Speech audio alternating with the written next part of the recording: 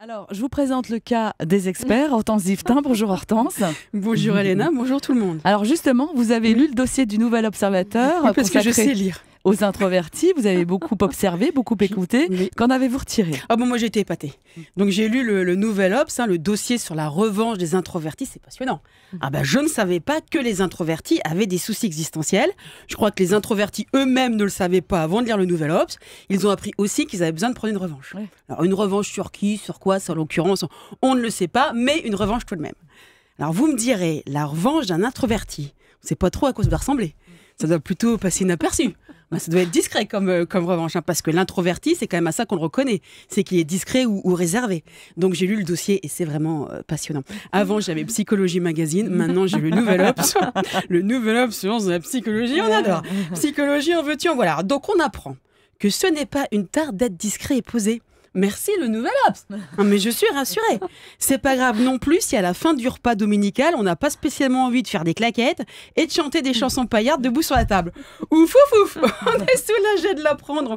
On avait un doute. C'est vrai qu'on se posait des questions avant. Pas moi. Non, moi j'ai une vie, j'ai autre chose à faire. Mais il y en a qui se posaient des questions et qui se disaient.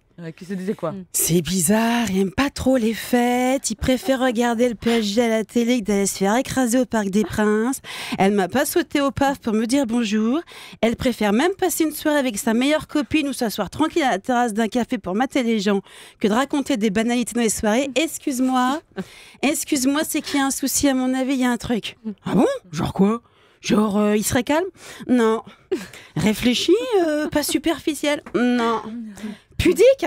Non, je ne pense pas. Non, je ne pense pas. J'aurais plutôt dit introverti. À mon avis, ils sont atteints d'introversion aiguë, même très très aiguë. Ouais, tu peux me faire confiance. Je te parie même 10 balles qu'ils ont une grosse amygdale. Ouais. Il y a des types qui se sont dit, celui-là, il est plutôt discret et posé, il aime bien le calme, je vais aller lui vérifier l'amygdale. On adore.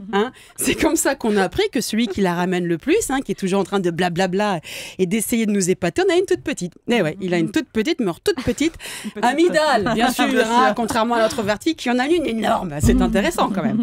Alors pas de souci, pour ceux qui rêvent d'en avoir une grosse, on apprend aussi que rien n'est gravé dans le marbre et que l'on peut tous développer sa part d'introversion ou d'extraversion. C'est super. Donc tout ça pour rien, quoi.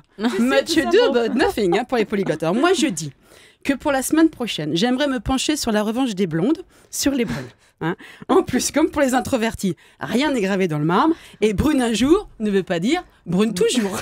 Bon, merci Hortense. Je vous laisse plancher sur la revanche des blondes. Je le prends pas pour moi. Vous avez un truc à me dire? Bon, d'accord, ok.